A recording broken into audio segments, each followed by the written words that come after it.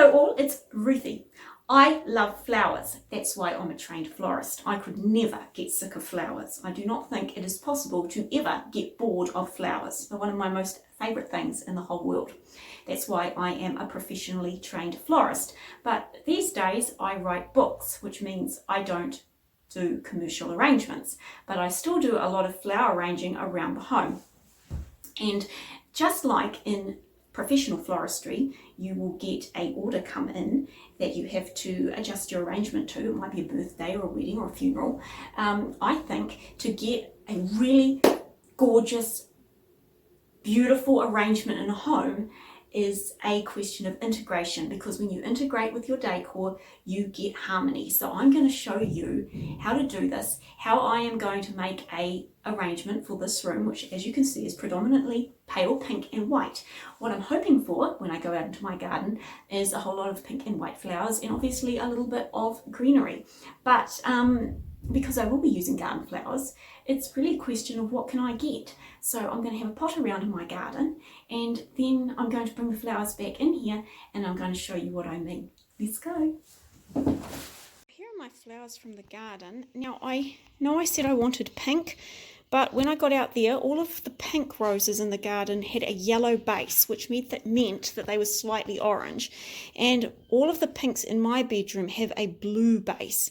And generally speaking with colour, one of the most important rules, generally speaking, I don't really think there's any rule with colour you can't occasionally throw out, but a good baseline is you don't mix your blue-based colours with your yellow-based colours. So in light of the fact I couldn't get any blue-based pink roses, I've got purples and whites because they will tone, and I do actually have some purples in my room and I will show you because it's not immediately obvious. Oh, look what I found, little guy crawling through my flowers. Well, I'll definitely put him back outside, or her. Okay, so this is quite a cool trick of colour. At first glance, this seems like a very, very pink and white room. But let me show you what happens when I take my purple flowers and put them in front of my pink valance. Look at that. Do you see that? It immediately looks more purple, and this mat, which looked so pink before, begins to take on a purple shade. Now the reason this is happening is it's called local colour, and the eye is actually mixing the purples into the blue underpinnings of the pink valance, which means the valance and the mat becomes purple. And this is a trick of the eye. In fact, there was an art movement called pointillism where they actually painted only with little points, hence the name, and they let the eye mix the colours together. So even though I can't get white and pink flowers for my room, this is going to totally tone due to the fact that the eye is picking up local colour and then mixing it together so that the room takes on purple shades which were not immediately apparent. Isn't colour great? So I have my flowers here and I have my vase, and it's not just colour you have to integrate, you also have to look at your objects quite carefully. And this is giving me a slightly Japanese feel, just the shape of it and the cherry blossoms. So I am going to make an arrangement that is partially inspired by Japanese floral arranging. It is not a Japanese floral arrangement, I hasten to add. That's a whole different field of study and I don't really know anything about it. I am a European florist. I've been trained to European standards, which is also different from American standards of floristry. There's all these different kinds of floristry. I'm a European trained florist, but because of the vase and also the space that it's in, I want an arrangement that's it's going to have more emphasis on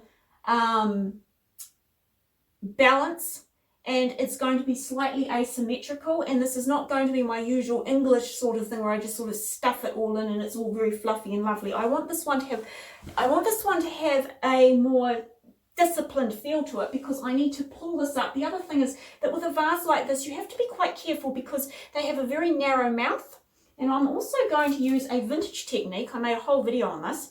I'm going to use a ball of wire and stick that in there so I can make my sticks and things sit properly. So this is going to be a little bit different. going to start with some twisty willow. And what I'm going to try and do is I'm going to try and get the arrangement to be about 2/3 as tall. Oh, you can't see. 2/3 as tall, because that's the rule of thirds. That tends to be quite lovely. So put that in there. Oh, I've lost my wire. That's not handy. Oh well. Excuse me. I'll be back in a minute. I need my wire. Right, I'm back. I've also removed the picture from behind it because that needs to be hung up. Ooh. And I was finding it terribly, terribly distracting because, oh, I can still see it.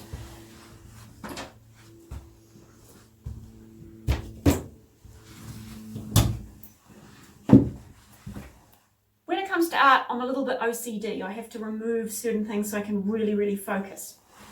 So this is much better. I ended up stuffing some greenery in there, not right down to the water because that would cause things to rot faster, but I got it sorted. And I should say that if you want to just chuck dandelions in a jar, you should.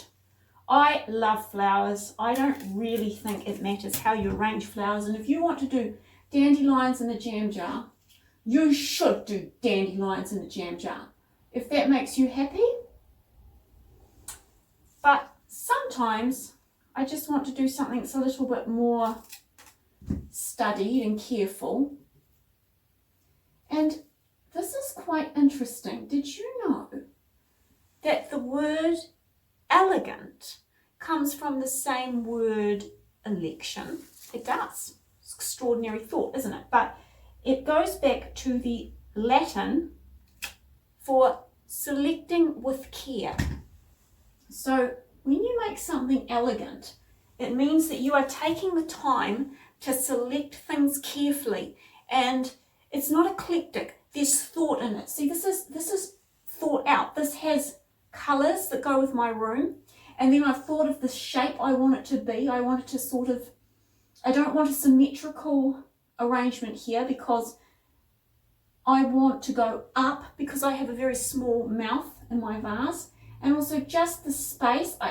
The camera's not really showing you this, but the way the bed is placed and everything, it's going to look better like this, and it's sort of leaning in like that. So this is the essence of elegance. It's to carefully select and make sure that everything is carefully integrated, and it's done with thought, and that is the foundation of elegance. And I really like it, and sometimes I'm just in the mood for it. Arrangements like this do not take a lot of greenery or flowers, so I'll probably have way more flowers than I actually need.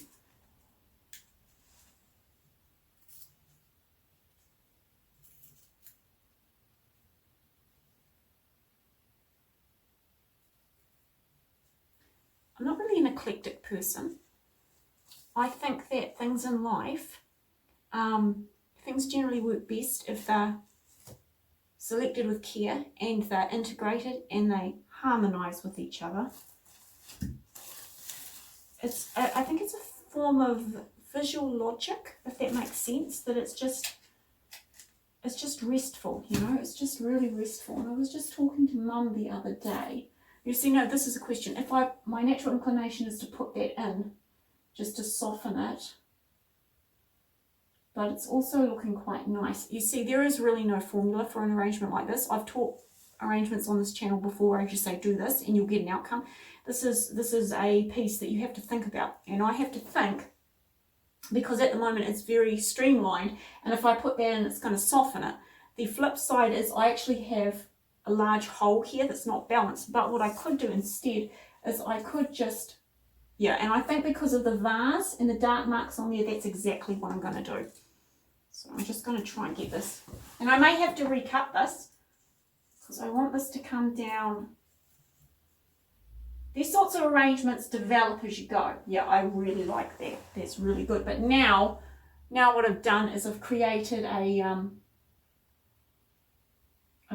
need for something to sort of come into here and sort of come down. So yes, I'm not an eclectic person. I think that in life, if you can get things to integrate, that brings a great deal of harmony and peace. And this can be visual as well as philosophical. I think art is very philosophical. My granddad, who went to God last year, he used to say that artists illustrate the philosophies of the age. The philosopher writes the story of the age and the artist illustrates it. But I think Granddad would also agree that we are not necessarily bound by the philosophies of our age, and that an artist can also be a philosopher. And if you don't like what you see in society, as an artist, paint a different picture. And if you see a lack of harmony, and you see a lack of cohesion, and you see a lack of elegance, paint something that is harmonious, paint something that is elegant, paint something that has cohesion. And obviously I don't necessarily mean with a paintbrush, because I'm not using a paintbrush, and this is art, and writing is art, and music is art, and actually I think life is art if you do it right. Okay, now I have to sort of sit back and look at this, so I'm going to move over here next to the camera and just have a look at it. Push up the camera too, so I get a sense of its proportions. Do you know what? That's almost done. And this is where I find it quite difficult, because I am naturally quite a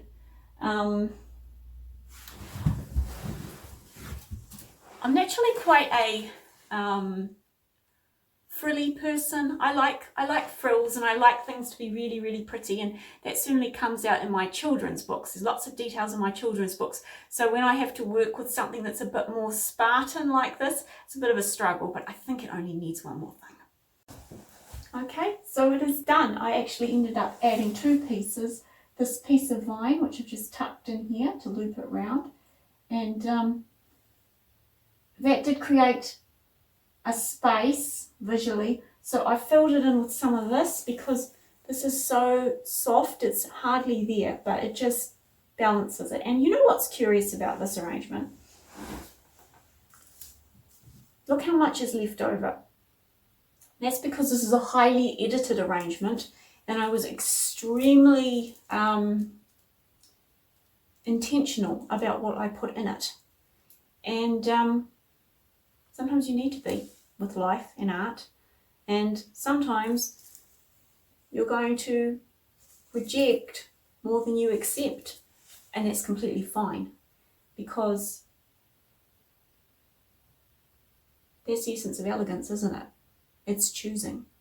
So may you have a beautiful week. May you choose your art with care. May you choose everything you do with care. And most of all, may you choose your thoughts with care. And may your thoughts take you closer to God, and closer to your dreams, and closer to the things you want to create in your life. Thank you so much for watching. Bye-bye.